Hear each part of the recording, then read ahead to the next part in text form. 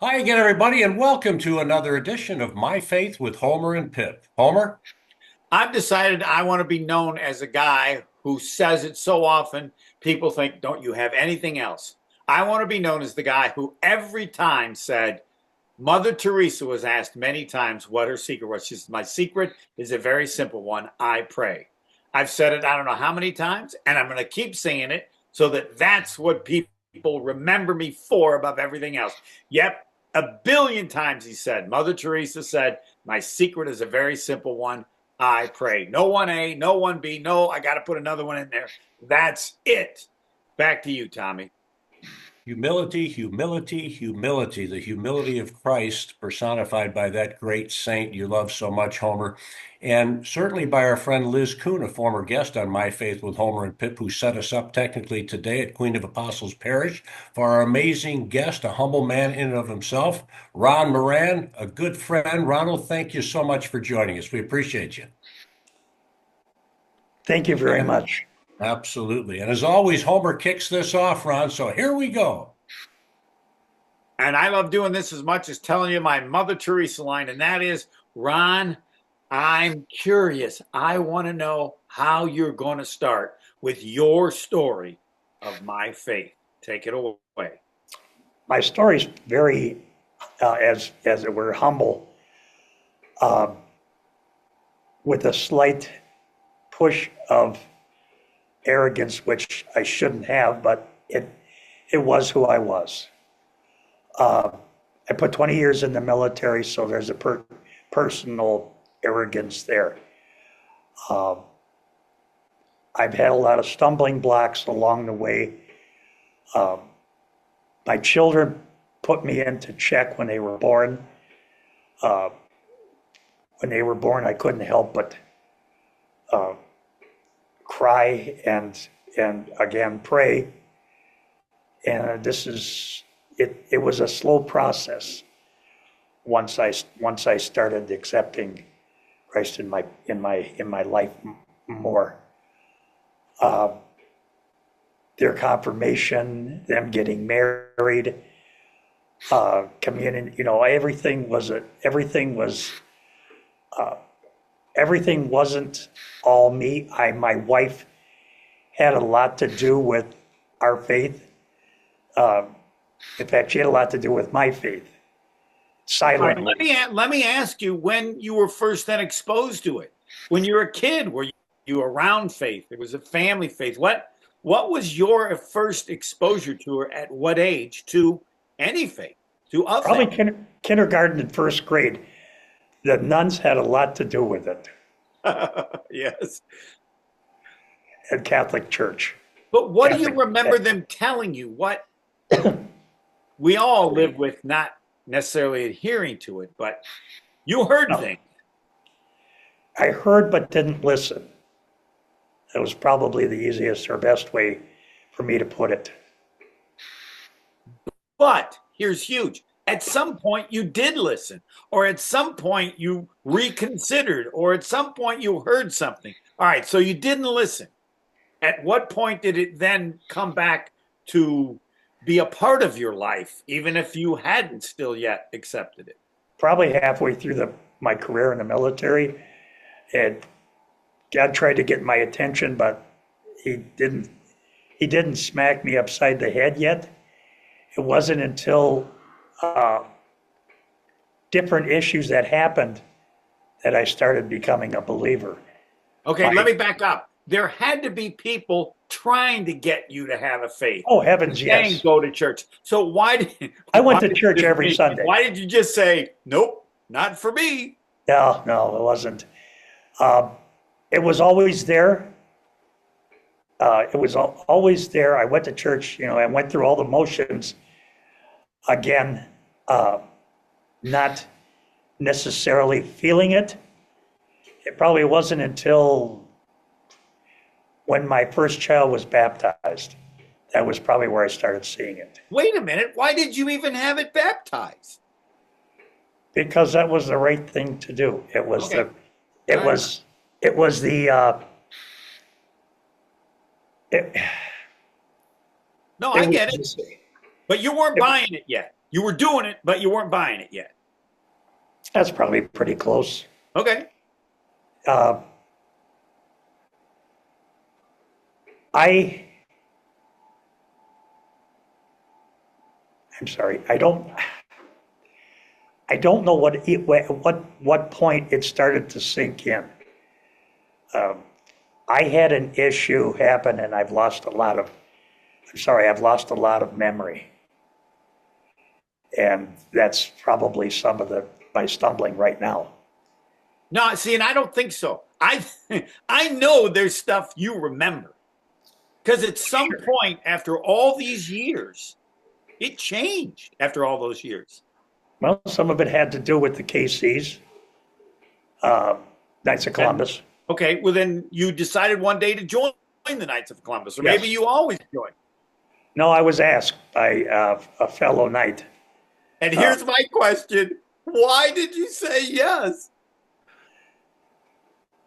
I guess it honestly was a thing to do at the time. Okay. And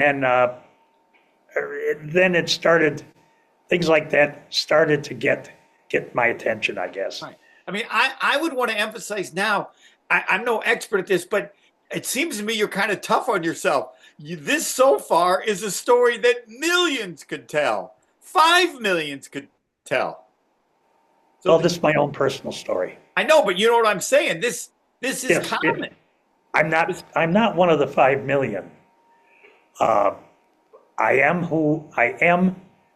My journey was had a lot of, sorry, my journey had a lot of stumbling. Yes. It wasn't until, Yes, 5 million did too. I apologize. It's 10 million. Tommy, you got any stumblings in there? Oh wait, this isn't my faith, so I can't do my stumblings. So this is Ron's stumblings. All right, sorry to interrupt. I need a little help here. No, you don't. Just be you, Ron. It's beautiful. Yeah. Just be you and the Lord. Tell your story, man. Tell my story.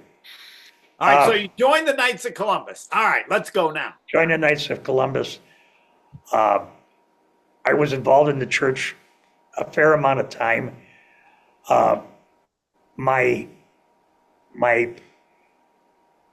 faith was a lot quieter than it is now. I wouldn't have, 30 years ago, 20 years ago, even 10 years ago, I wouldn't have sat with someone and told what happened, what brought me to this point. Why not? It wasn't me. Oh, okay. All right. I'm not the.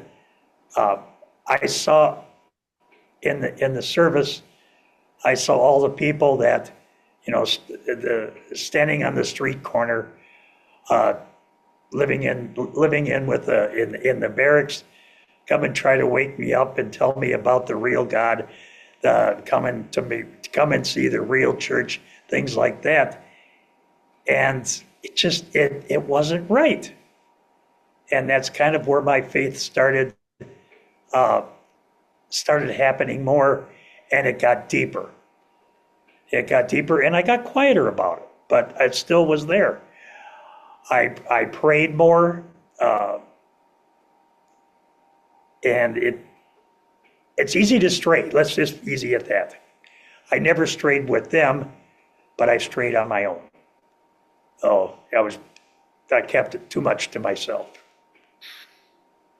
But it got right. I love that phrase. It got right. Yeah. Go ahead.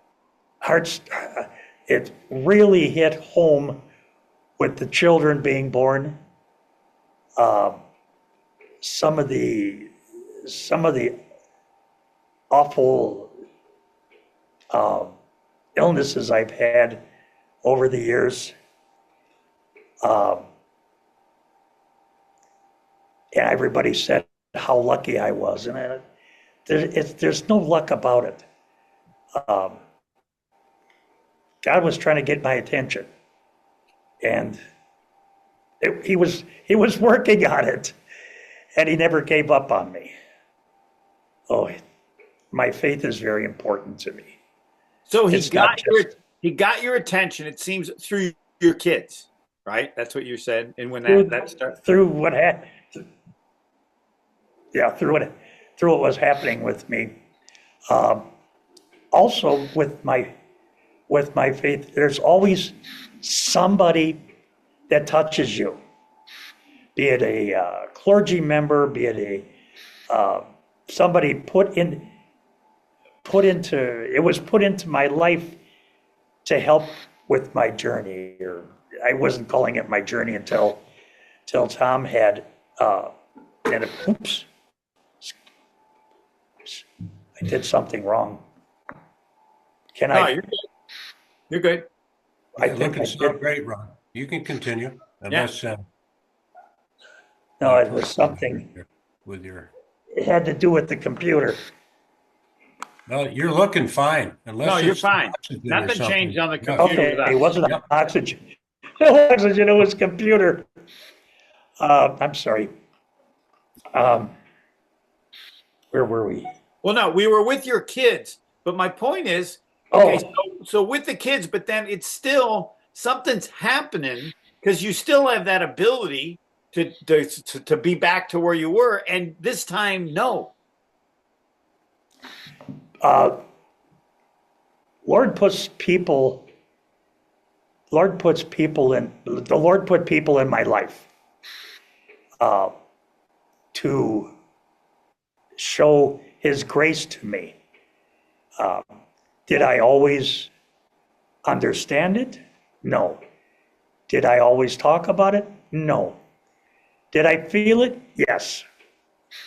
And that's probably a lot longer ago than I remember. But I want to know those people. I want their names. I want to know what happened. Can you give us any of that? Or you don't even have to use their name if you don't want to, but just Circumstances? Uh, I mean, you said some did it even though you didn't necessarily react at that time, but right. did they, how or what did they do that you can remember or tell us? Uh,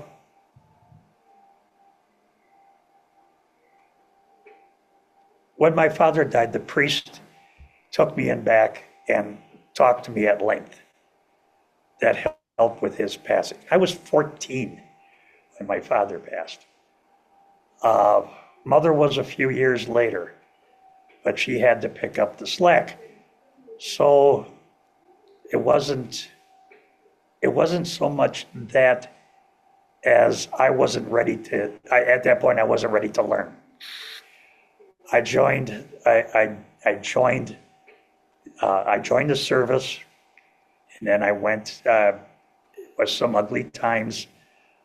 I went through some bad times, and God was there. If He wasn't, He was pushing me along to help me. I retired from the military and I came into civilian life. Children, getting them involved in the church, helping them with retreats. That was something I never would have thought that I would do. I don't know, my kids, I saw God in I saw Christ in my children. Through. So what did you do at retreats? Were you a leader at retreats or? No, heavens, no. No. They asked, no. But it stands out. That's been a few years, I'm guessing, and it still stands out. My youngest twins are, my youngest children are twins, and they're 33, 34, somewhere in there. So what stands out so much about doing that you mention it now? It just came to my mind. Okay. I don't remember a lot, but sometimes if a word or a phrase or a happening will wake up an old memory. So did you pray? Did you have discussions with God? I can imagine if I had been 14 and my dad died, I would have said, God, this is horrible. How can you do this? I don't know. They say you're I was angry then. Yeah. I was angry when my mother left. But going back to my children, Yeah. my youngest son was so apt when he came back from his retreat, the priest we had that was doing the after retreat in in the church, he had remembered that the priest he was pro-choice, and that lit my son up. And he was 16. He went up to him and said, "How can you be a priest and be pro-choice?" And he goes, "Well, that's not for us to talk about." And he goes, "Yes, it is." And that was, I was very proud of him that day. Obviously, with 6 children, I'm very pro-life. So, you know, uh, their whole time with that was like that. I took my 3 boys to the first Men of Christ get together, and the second I had gone to a lot of the formation groups, and I felt good about that. Men of Christ was a movement that it was amazing. It was 4,000 men on their knees professing their faith to God. How can that be bad? It wasn't. Our parish priest had, I went to him and I wanted to get some backing for the Men of Christ at that time. And he said, "We don't know what their agenda is, so we're not going to support it." Well, I think I blew up. And that was probably another start of my, Tom calls it a journey. I call it I call it a defense of my faith. No, you know what I call it? I call it being like your son. That's what I call it. Okay, but I don't know. And my wife put it in perspective, which she usually does. She said, "Don't you think God had problems getting his point across? Do you think people accepted what he said immediately? And this is kind of what you're feeling?" Huh? Yes. Oh, so another humbling moment. I hate to keep talking about my wife, but she's been instrumental in my life, obviously. Her favorite expression is, "You'll never see me coming." And it's true. I don't see her coming. I So want to know now, in all of this in your life, when you felt the closest to God.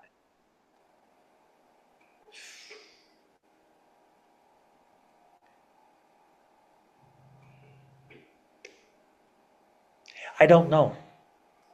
It doesn't, for me, it's not an answer. It's Okay. probably been there's no answer to it. It's just, it's a series of, events, a series of my life. I can't really answer that. It wouldn't be fair.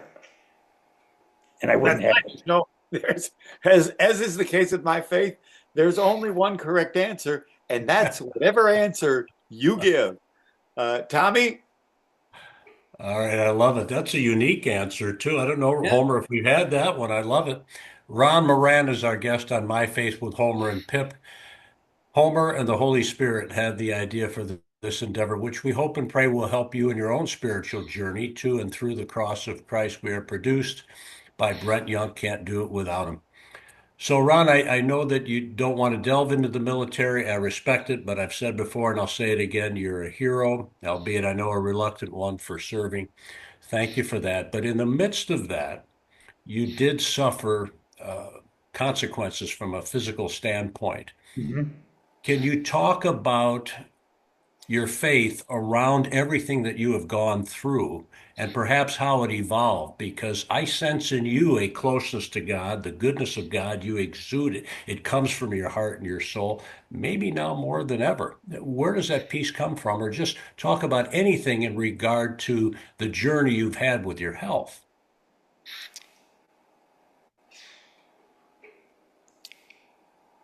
Probably the first time was when they told me I was still in. I was still in.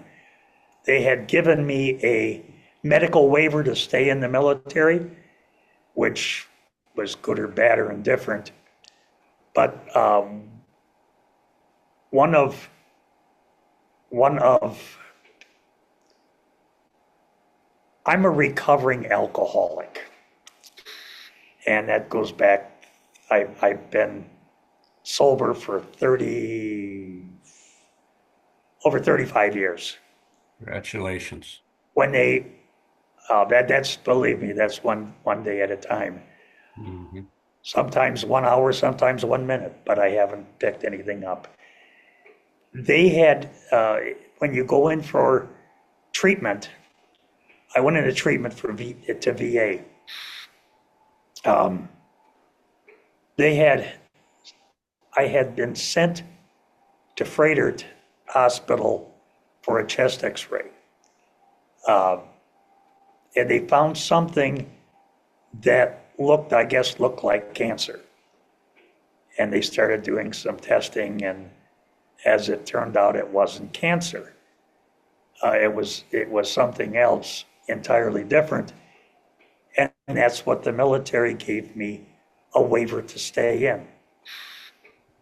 Uh, Again, was I lucky it wasn't cancer? I don't know, but it didn't give me a reason. It it gave me a reason to thank God. Of course, a lot of people say, "Oh, thank God," but down deep, I did, and probably that could have been a turning point. Besides the children, besides a lot of things, I know I put my wife through a lot of pain and heartache when I was drinking. So, and I've spent the last 30, at least 30 years, uh, trying to make it up to her. So, um, Ron, I have one They would, comment and, let me just say, if I to may, Homer, and then you go right yeah, ahead. sure. I guess they would call that in the program a living amends, correct, Ron? And that's yes, what you're doing. And that's what you're doing. Okay, Homer, please. No, this is just an aside. My father's a recovering alcoholic, stopped when I was 18 and didn't drink for the last maybe 50 years. And I asked him once, I said, "Do you miss it?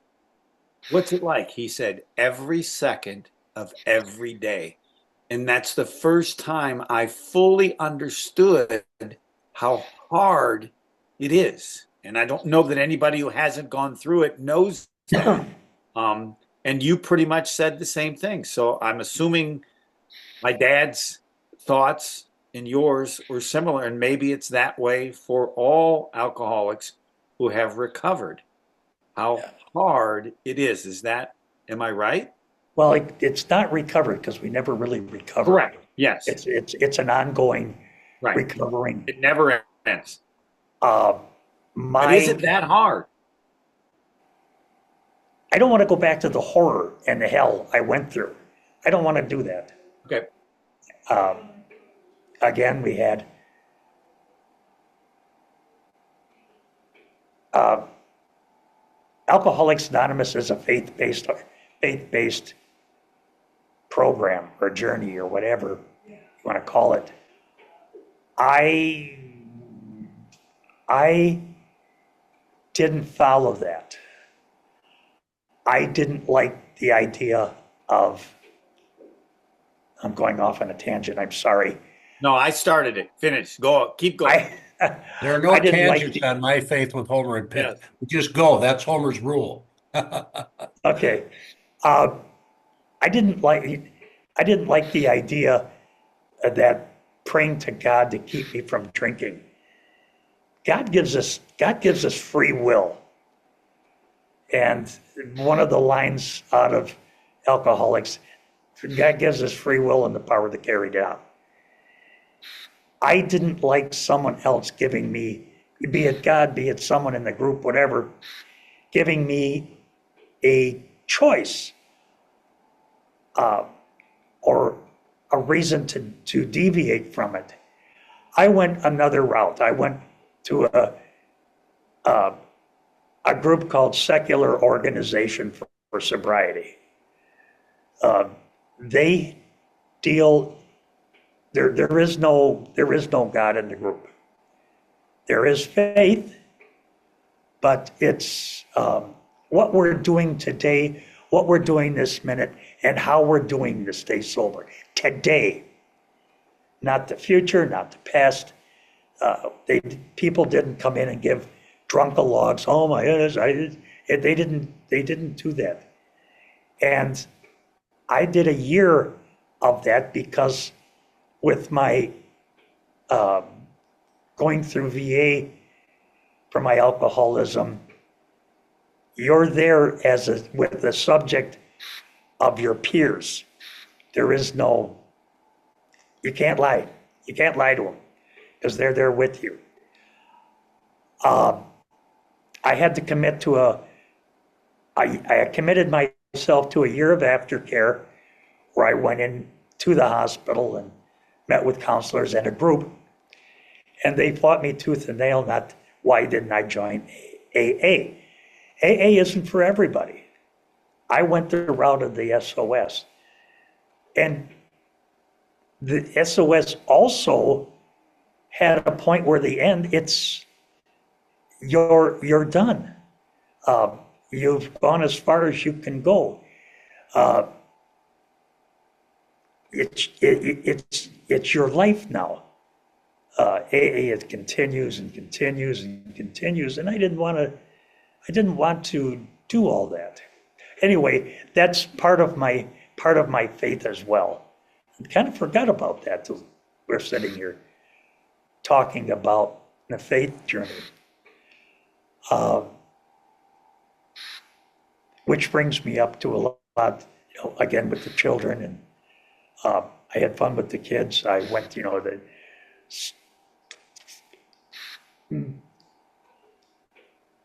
communion, confirmation. I actually had a lot of fun doing that with them because it reinforced what I learned in what I learned in school. Yeah, there's no better sight than, Ron, if I may, no better sight than to watch you at Queen of Apostles Parish when it's almost empty with your grandson. I mean, what an example that is.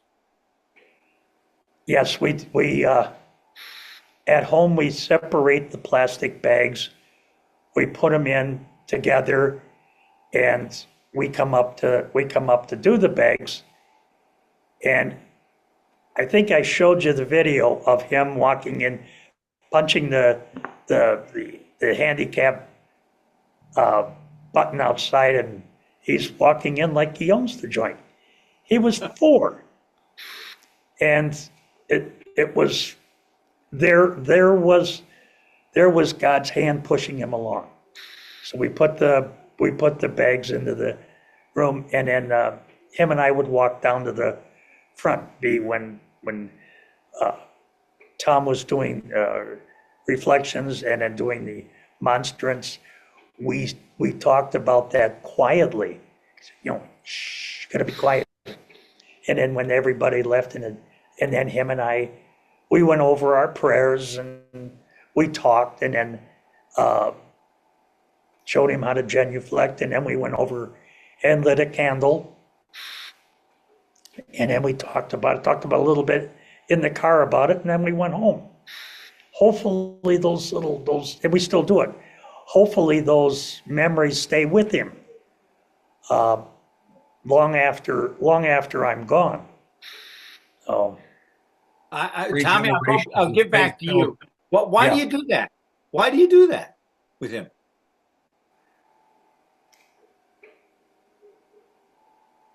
Because it's another, for me, it's another generation in faith, another generation loving God like as I do, and not hopefully not having the stumbling blocks and in trying to learn it other than the parents. You know, But clearly, this is really, really, really important to you now. yes, yes, it is. Um, it is, and that's all I can. It it makes me feel good. Is that selfish? Maybe, but it helps in my recovery. One for alcohol, but it also helps in my recovery. Just plain staying alive now, which in itself is which in itself is trying at times. So, I don't know if either one of you have had heart surgery over the years. Of course you did. I had heart surgery in 2007. As usual, I didn't come out of it very well. They told me they had a hard time getting my heart started on the table. So the 3-4 hour heart surgery ended up being 8 hours, another thing I put my family through. But again, Priest was there and my family was there. Um, I came out of it, but I know I had help. Um, and that went on for what, 7 years. That was when I helped, but I don't know how much I was instrumental. But I helped with the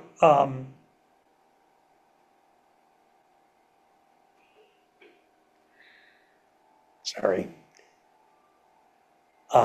with the making sure the children got to their retreats. Uh, it was just a time in my life that it didn't. There was no objective. There was no motive. It was just getting the kids to that with the hopes of uh,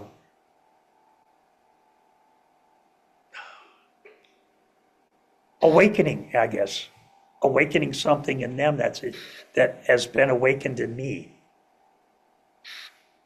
Ron, I think they've seen an incredible example, your children, your grandchildren, and continue to do. I'd like to ask you about your faith as it looked through all the suffering that you still go through even today and the wounds that you suffered. I'm not talking about necessarily physically, but emotionally.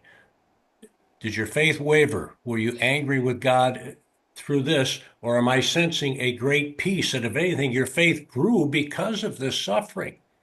Suffering and how, Well, right? physically, with everything that Um, you've gone through, and emotionally, with the wounds, the scars. It seems as if Christ, like you've united your wounds emotionally, physically, what you're going through, with those of Christ at the cross. no, I could never compare that to him. There's no comparison. But Uh, have you been You able are, to hold on, unite? Tommy. You are Huh? just so difficult. You are just, you are so difficult on yourself. Like you make this choice to take your kids, to take the kids to the retreats. You don't have to do that. I mean, clearly, this stuff has been really important, and you've done amazing things. Do you ever give yourself credit for anything? Probably not. Okay, all right, Probably I'm not. okay then. Go ahead, Tommy. Tom, Yeah. Tom, Well, Tom, Tom, when Tommy and I first started talking, I'm sure, I'm sure he felt that, which is Well, no, but my point is your actions speak it. It isn't, I mean, it isn't what people say, it's what they do. Right, Your right. actions Actions tell us. speak louder than words. Yeah, Yes. yeah. And when I said, I'm not saying you're Christ, but you're a Christ follower, and you've been able to Tommy, don't unite try. your sufferings It with ain't gonna this. work. Don't Tommy, backtrack don't on that waste your one. time. It ain't gonna work. No. But if you hadn't, how would you have the grace that you have? Good Where does question. that come from? Why do Yeah. you have faith when you could have let it go, been Yeah. angry, walked Be away? mad This isn't every right. day at God. Yeah. You can't. It's just there's things that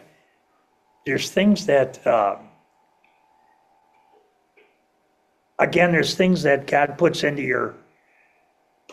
your life that give you the existence that there is God. Waking up in the morning, for me to wake up in the morning, for me to see a sunrise or a sunset, different places I've been in my life, different places her and I have, or we've all traveled, and I've gotten up before the kids, which is not hard to do. And I've been out by myself and looking, not even standing outside drinking coffee, is just looking, looking and shutting my mouth. That's probably the hardest thing to do, is shut my mouth. And to enjoy what gifts I've been given.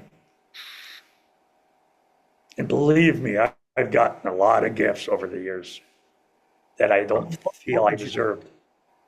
Well, again, humility, right? Homer, we said it at the top. This is humility to the max here. It's like pulling teeth, and I mean that in the most No. in the most God would say respectful to way. other people, God said, I want you to be just like Ron. I want you to be like Ron. Ron goes, no, Exactly. no, no, no, no, Yeah. no. So, see? Ron, what do you say to people who are going through suffering now? That life seems at a standstill. It seems they want to just give it all up. What do you say to allow them to have the grace that you have through the Lord and your faith, a day, an hour, perhaps a moment at a time?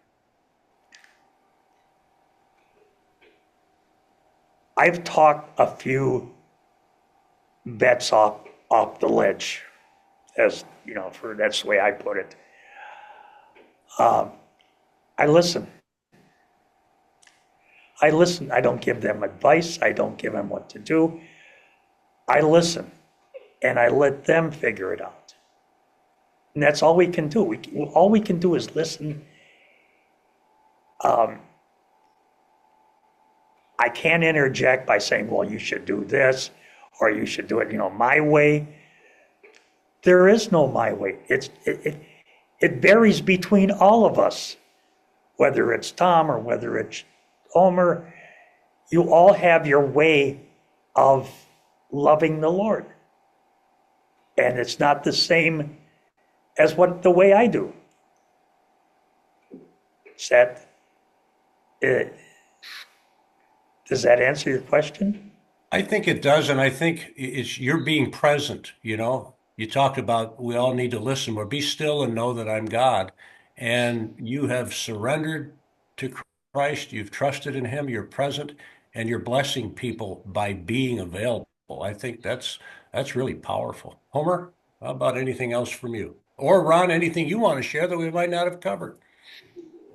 The the last episode of what happened is probably the most reinforcement of God's grace.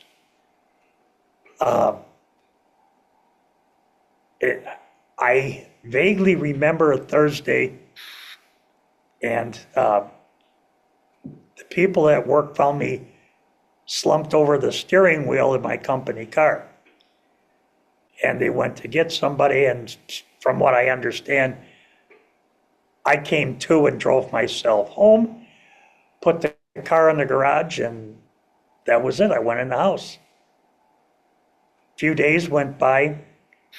And on a Monday, I told my wife, I was told, because I have no recollection of this.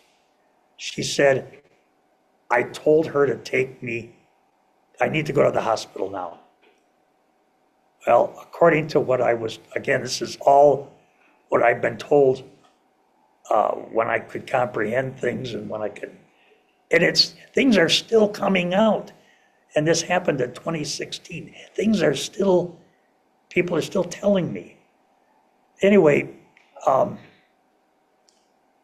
took me in the emergency. Within a few hours, they had me in a room, I think on the third floor. Within a little bit of time, they took me down to intensive care, and that was the beginning of the end. The doctors told my family to get a priest there and to get my family together for end of life procedures. Basically, I was at a point where they should have unplugged me, but my family said no. My family had a prayer circle, and the prayer circles continued.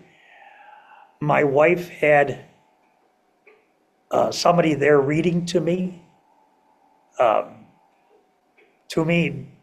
almost 24 hours a day. There was somebody there.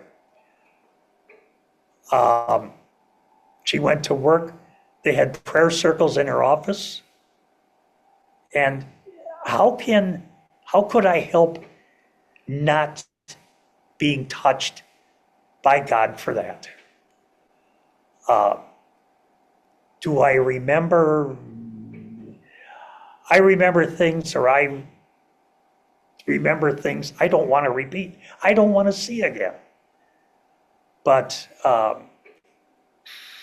the doctors told her that if I came out of it, if I came to, they had no idea how I'd be or what I'd be. So they continued. I had one of my accounts was a dialysis company. I had total organ failure.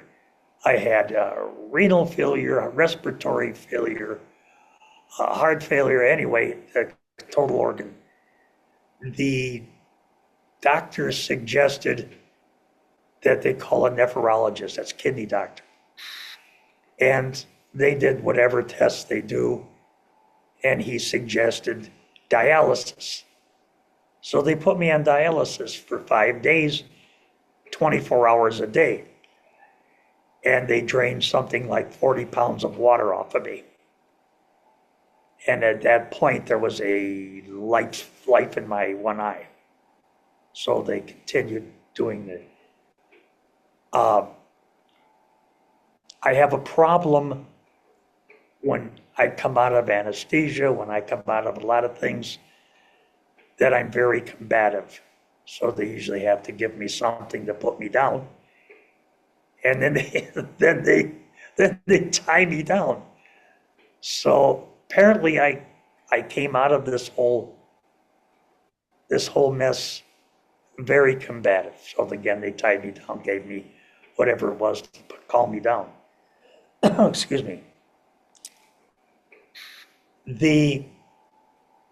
At that point, they sent me up to the heart floor, and so that they could keep an eye on me. And that was my journey forward to coming back. I felt God's presence there. One of the nurses knew me from my heart surgery, and she realized who I was, and she said, "I'm going to be with you until I'm going to be your nurse." So, long story short,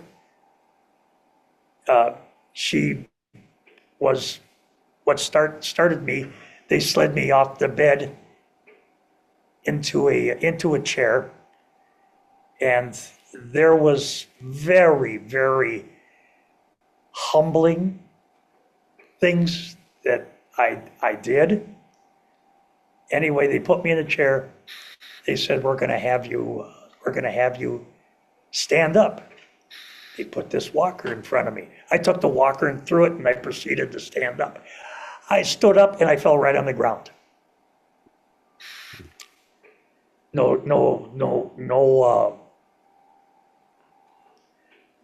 nothing there. And she got down on her knees and stuck her face in mine. She goes, are you going to listen now? So they helped me back in the chair. I stood up and I started to walk. She goes, you're just standing right now. Okay, so that was the beginning of my life. They had to teach me how to walk. They had to teach me how to talk. They had to teach me how to feed myself. You talk about a humbling, Tom, you have no idea how that, but I got nudges. I got a gentle nudge somewhere. And when I needed, I got a more than a gentle nudge. But the rest was history. I ended up, they said they were sending me to a rehab hospital. A rehab hospital, at least the one I went to, was that, a rehab hospital. And then when they're done, it's a nursing home. So that was another humbling. I got home. Oh yes, the priest. The priest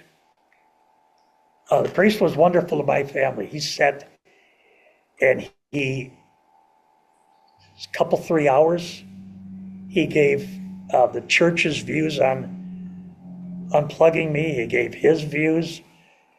He sat and he prayed with them. When I got out of the hospital,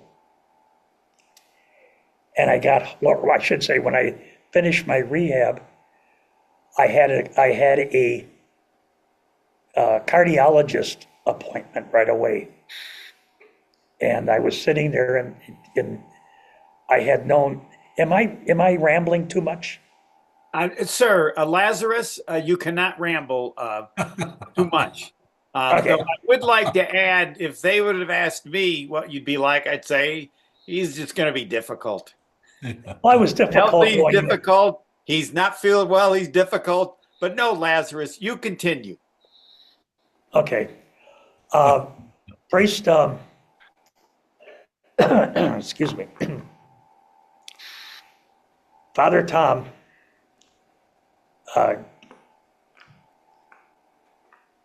when I was finally able to come home, I called Father Tom at the church, and I said, hi, Tom, this is Ron Moran. Dead silence. And I said, are you there? It's Ron Moran. First of all, Ron, nobody calls me after I do the anointing of the sick to somebody like you. We need to talk. So I made an appointment with him, and I actually could drive at that point. I drove up to see him, and we went into his office and we sat, and it was kind of a surreal thing. We talked about this very thing, about my life, his life, and we had. I talked to a priest so differently this time than I'd ever talked to someone. So again, Kathy and I were renewed, I guess. And then I knew that he had been sick, and he ended up passing away. It made me feel very bad because he was younger than I was. Anyway, and after a little time went by, it was put into perspective for me not everybody has a chance to meet their guardian angel, which to me was another point that God was trying to get my attention. God puts people in our place. God puts people in our life that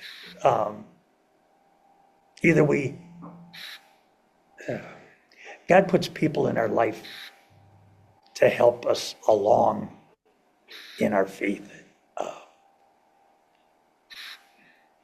Like I said, when I went to the cardiologist, they told me, and when we were talking, I said, "So what are my chances?" He says, "Well, you've got about 6 months, maybe a year to live."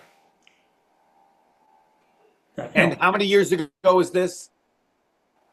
2016. That's where the one day at a time to me is very, very important. I do most everything. If they'd have told me to stand on my head for the last 9 years, 16, 17, 20, the last 7 years, I would have done it. But I do most of the things. I try to do most of the things. I fail miserably. I love candy. I love food. But there is prayer in my life that never would. There's God's more in my life than it was when I was younger. That's all I can tell you. There had never been a time when I would talk to what's it called? Testify. I would testify something like this to another human being, and I did it through Tom. And I know I've done it to other people, but it's who I am now, and I have to accept that and shut my mouth. Okay. All right, Homer, what do you add to that, brother? I don't add anything, but we have my faith, but we also have Dick Vitale. Don't give up. Don't ever give up. Anybody who has anything, I'm going, just go to my faith with Ron. Yeah, you got a chance. That's you got a right. good chance. Lazarus, there's something to that, Lazarus, in modern day, but I know Ron doesn't want to hear it. But Ron, I do want to thank you so very much for joining us on My Faith with Homer and Pip. You bore your soul, and we know that when Brent posts this, and people will be listening to your voice as I speak, they will be blessed on their journey, and that's the mission. That's why the Holy Spirit spoke to Homer several years ago, and we started the endeavor. So I'm proud of you, brother, and we thank you for your time and for giving glory to God, because that's what you did today. Thanks a bunch, Ron. Thank you for You having bet. me. You bet. Rob Moran has been our guest on My Faith with Homer and Pip. So for the Homer and producer Brent Young, I'm Tommy Pippins. We do hope and pray, everyone, that this journey that Ron has had offers something for you, and we trust that it will. Take care, God bless, and see you next time on My Faith with Homer and Pip.